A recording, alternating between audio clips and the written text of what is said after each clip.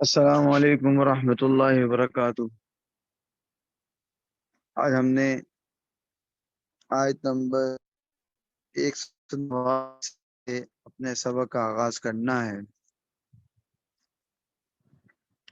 اعوذ باللہ من الشیطان الرجیم، بسم اللہ الرحمن الرحیم۔ یسألونک، یہ آپ سے پوچھتے ہیں، عن الاہلہ، اہلہ ہلال کی جمع ہے، پہلی تاریخ کے چاند کو ہلال کہا جاتا ہے چونکہ اس کے ساتھ مہینے کی تبدیلی متعلق ہوتی ہے۔ تو یسألونک عن الاہلہ، یہ آپ سے چاندوں کے بارے میں پوچھتے ہیں کہ چاند کبھی گھٹتا ہے کبھی بڑھتا ہے، ایسا کیوں ہوتا ہے؟ قرآن چونکہ سائنس کی کتاب نہیں، شریعت کی کتاب ہے، تو کائنات کے مختلف مظاہر کے ساتھ جو شریعت کے احکام جڑے ہوئے ہیں قرآن اس کو بیان کرے گا۔ یہ نہیں بتائے گا کہ چاند کبھی گھٹتا ہے کبھی بڑھتا ہے، اس کی وجہ یہ سائنسی مظہر ہے، قرآن سائنس کی کتاب نہیں۔ تو کہا قل ہی مواقیت، انہیں بتائیے، ہی مواقیت میقات کی جمع ہے، اس میں اعلیٰ میقات اس کی جمع مواقیت، یہ اوقات متعین کرنے کے لیے ہیں، للناسی لوگوں کے لیے، والحج اور حج، یعنی لوگ اپنی زندگی کے معاملات تاریخوں کے ساتھ چلاتے ہیں، تو چاند کا بڑھنا اور گھٹنا یہ تاریخیں متعین کرتا ہے، لوگوں کے لیے سہولت کرتا ہے، والحج، اور لوگ اس سے حج معلوم کرتے ہیں، یعنی دینی احکام بھی معلوم کرتے ہیں کہ کب حج آنا ہے، کبھی رمضان آنا ہے، کب کون سا دن آنا ہے، کب کون سی عبادت ہونی ہے۔ ولیس البر، اب یہاں سے مختلف احکام ہیں۔ ایک حکم یہ ہے کہ مشرکین کی عادت یہ تھی کہ اگر وہ اپنے گھر سے احرام باندھ کے نکل آتے، اب وہ حرم میں ہی رہتے تھے، وہ مکے کی حدود کے اندر رہتے تھے، تو اگر انہیں دوبارہ اپنے گھر جانا ہوتا ہے احرام باندھ کر، تو وہ اپنے گھر کے مرکزی دروازے سے داخل نہ ہوتے بلکہ پچھلے دروازے سے داخل ہوتے۔ اگر بالفرض پیچھے دروازہ نہ ہوتا تو نقب لگا کر دیوار میں سوراخ کر کے داخل ہوتے۔ اب یہ بات مذہب کی بات نہیں تھی، کوئی خدائی تعلیمات نہیں تھی، یہ من گھڑت تھی، اپنی طرف سے فرسودہ خیال تھا۔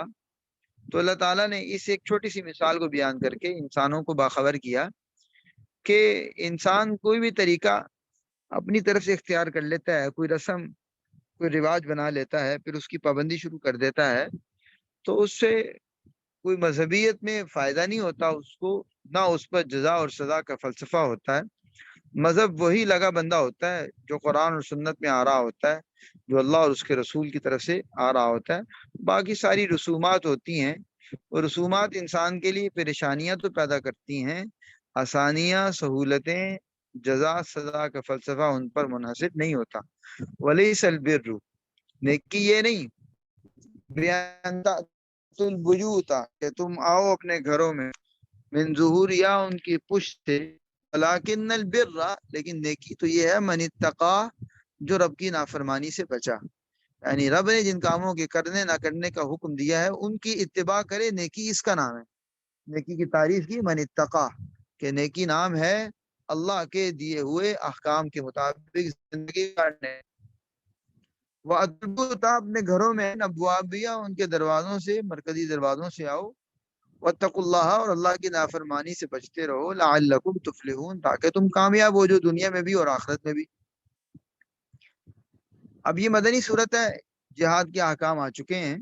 اب جہاد کے احکام سے متعلق چند باتیں ہیں۔ وقاتلوا فی سبیل اللہ، اللہ کے راستے میں قتال کرو، یعنی جہاد اللہ کے راستے میں ہوتا ہے، کوئی ذاتی مقاصد کے لیے، زمین کے حصول کے لیے، کوئی دنیاوی فوائد کے حصول کے لیے نہیں ہوتا۔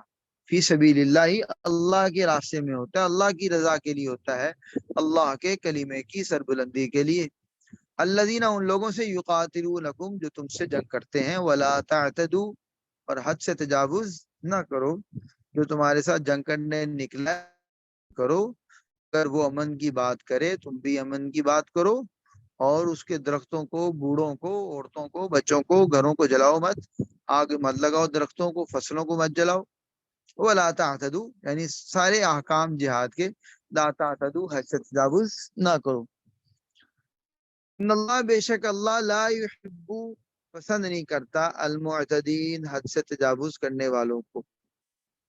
وقتلوہم، کافروں کو قتل کرو، حیثو جہاں سقفتموہم تم انہیں پاؤ، واخرجو اب یہ جہاد کا حکم تھا تو پورے جزیرہ عرب میں کہ وہ کتاب پوری دنیا کے اندر جہاں کہیں اسلام کے راستے میں رکاوٹ ڈالنے والے کافر ملے ان سے جنگ، واخرجوہم اور تم انہیں نکالو، چنانچہ مکے سے مشرکین کو نکال دیا جہاں سے اخرجوکم انہوں نے تمہیں علاقہ قرار دیا گیا، والفتنۃ اور فتنہ انگیزی اشد من القتل وہ قتل سے زیادہ سنگین ہے، یعنی یہ جو مختلف ہیلے بہانوں سے، جی اب دیکھیے آواز بہتر ہوئی، والفتنۃ اور فتنہ انگیزی اشد من القتل وہ قتل سے زیادہ سنگین ہے، یعنی تشدد کرنا مسلمانوں پہ مظالم ڈھانا، یہ ساری باتیں اس میں آئیں گی، والفتنۃ من القتل تو قتلوہم ان کے ساتھ قتال مت کرنا، حرم کے علاقے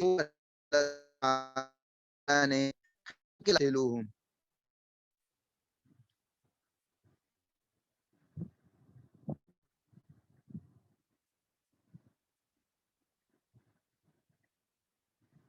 وقتلوہم اور انہیں قتل کرو حیث ثقفتم جہاں ثقفتموہم تم انہیں پاؤ، یعنی پورے جزیرہ عرب میں، جزیرہ عرب کے باہر جہاں کہیں کفار مفسی کریں ان کا قلع کما کرو، سد باب کرو، واخرجوہم اور نکالو من حیث جہاں سے اخرجوکم انہوں نے تمہیں نکالا، مسلمانوں کو حکم دیا گیا کہ مکے کے علاقے کو، حرم کے علاقے کو مشرکین سے پاک کر دیں، آگے چل کر آئے انما المشرکین نہ نجس، یہ مشرک ناپاک ہیں، والفتنہ تو کہا جو فتنہ انگیزیاں ہیں ان کا مظالم ڈھانا، مسلمانوں پہ تشدد کرنا، کبھی حرم میں داخل ہونے سے روکنا جیسے سعودی عربیہ کے موقع پر اور دیگر مواقع پر جو یہ گڑبڑ کرتے رہے ہیں، اشد من القتل وہ قتل سے زیادہ سنگین ہے، ولا تقاتلوہم حرم کے علاقے کو بھی مقدس قرار دیا گیا کہ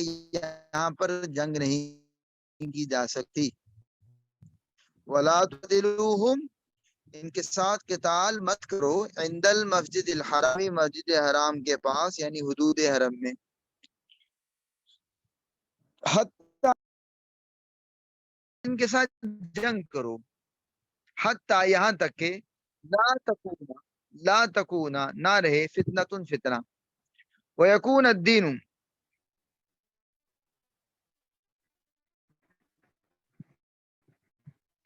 ویکون الدین اور دین ہو جائے للہ اللہ کے لیے، آیت کے اس ٹکڑے میں اللہ تعالیٰ نے اس حقیقت کو بیان کیا ہے کہ باقی دنیا کے لیے تو یہ حکم اور ہے کہ دنیا کے دیگر علاقوں کے اندر اگر کافر آباد ہوں، مسلمان اس علاقے پہ قبضہ کر لیں تو مسلمانوں کو اجازت ہے کہ وہ کافروں سے کہیں وہ جزیہ ادا کریں اور مسلم علاقے میں رہیں مسلمانوں کے تابع ہو کر، لیکن جزیرہ عرب کا حکم اللہ تعالیٰ نے مختلف رکھا ہے، جزیرہ عرب کو اللہ تعالیٰ نے وحی کا علاقہ قرار دیا،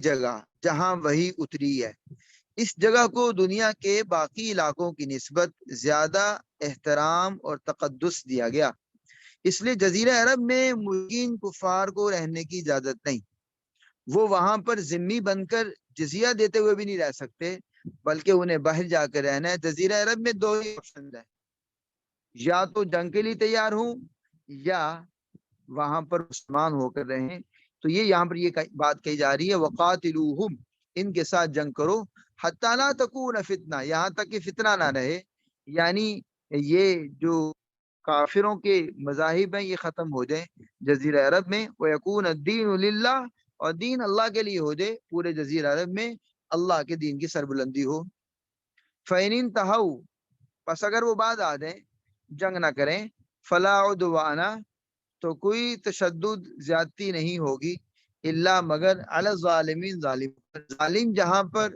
گڑبڑ کریں گے ان کی سرکوبی کی جائے گی، اس کے علاوہ کسی کو کچھ نہیں کہا جائے گا،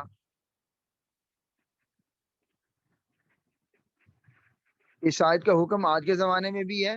مسلمانوں کا کام ہے اللہ کے احکام کو نافذ کرنا. ایسا نہیں کہ اگر مسلمان سستی کریں تو احکام جو ہے نا بدل جائیں گے. حکم برقرار ہے. جزیرہ عرب کے لیے یہی حکم ہے. آپ دیکھیں ابھی قریب زمانے کے اندر جو مختلف گلف کی اسٹیٹس وغیرہ میں گڑبڑ ہوئی ہے مختلف مذاہب کے حوالے سے، تو پورے عالم اسلام میں تشویش پیدا ہوئی ہے کہ یہ کیا کیفیات ہو رہی ہیں. جزیرہ عرب کے لیے اللہ تعالیٰ نے خصوصی احکام دیے ہیں. پریکٹیکلی یہی ہے کہ حکمرانوں کی ذمہ داری ہے کہ یہاں پر اسلام کے نفاذ کے لیے یہ ساری سرگرمیاں کریں. الشہر الحرام بالشہر الحرام. الشہر الحرام حرمت والے مہینے. حرام کا معنی ایک جس طرح مسجد حرام کہتے ہیں نا، تو حرام کے معنی کے اندر کہیں قابل احترام، حرمت والی چیز. تو الشہر الحرام بالشہر الحرام، حرمت والے مہینے حرمت والے مہینوں کے بدلے میں ہیں. والحرمات، اور حرمتوں میں بھی قصاص، بدلے کے احکام ہیں، یعنی حرمتوں کا بھی ادلا بدلہ ہوتا ہے. یہاں اصل میں ایک قانون کی طرف اشارہ کیا گیا ہے کہ دین اسلام سے قبل 4 مہینوں کا احترام ہوتا تھا. 4 مہینوں کا احترام کیا جاتا تھا. ٹھیک ہے، جب دین اسلام آیا تو ان مہینوں کا احترام برقرار رکھا گیا. بعد ازاں وہ قانون ختم کر دیا گیا کہ اب احترام عبادت کے اعتبار سے تو ہے. وہ مہینے 4 ہیں: ذوالقعدہ، شوال، ذوالقعدہ، ذی الحج اور رجب. ان 4 مہینوں کا احترام. اور ساتھ ان میں قتال بنا تھا. دین اسلام نے قتال کی تو اجازت بعد میں دے دی. دین اسلام نے بعد میں قتال کی اجازت تو دے دی.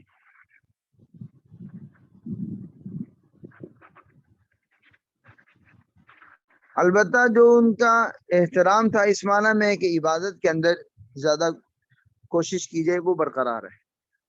اچھا، ایک سوال ہے کہ انڈیویجول کی ذمہ داری، تو یہ ریاستی معاملات ہوتے ہیں، یہ انڈیویجول سے متعلق نہیں ہوتے. الشہر الحرام بالشہر الحرام، تو حرمت والے مہینے حرمت والے مہینوں کے بدلے میں، یعنی اگر وہ حرمت والے مہینوں کا پاس کریں تو تم بھی پاس کرو. تم ان حرمت والے مہینوں میں قتال کی ابتدا نہ کرو. اگر وہ قتال کی ابتدا کریں تو پھر تم اپنا دفاع کرتے ہوئے ان سے قتال کرو. یہ کہا جا رہا ہے یہاں پہ. فمن اعتدى علیکم، پس جو تم پر زیادتی کرے، فاعتدوا علیہ، تو پس تم بھی اس زیادتی کا بدلہ لو اس سے، بمثلی، اتنا ہی، ما اعتدى علیکم، جتنا اس نے تم پر زیادتی کی. واتقوا اللہ، اور اللہ کی نافرمانی سے بچتے رہو. وَاعْلَمُوا، اور یاد رکھو، ان اللہ مع المتقین، پرہیزگاروں کے ساتھ ہے، نافرمانی سے بچنے والوں کے ساتھ اللہ کی مدد ہے. وَانفقوا، اور خرچ کرو، فی سبیل اللہ، اللہ کے راستے میں. یہ دیکھیں یہاں جہاد کی آیات ہیں، اور جہاد کی آیات کے متصل ہی آیات، تو اس لیے مفسرین نے اس آیت کو اسی کانٹیکس میں لیا ہے کہ جہاد میں خرچ کرو.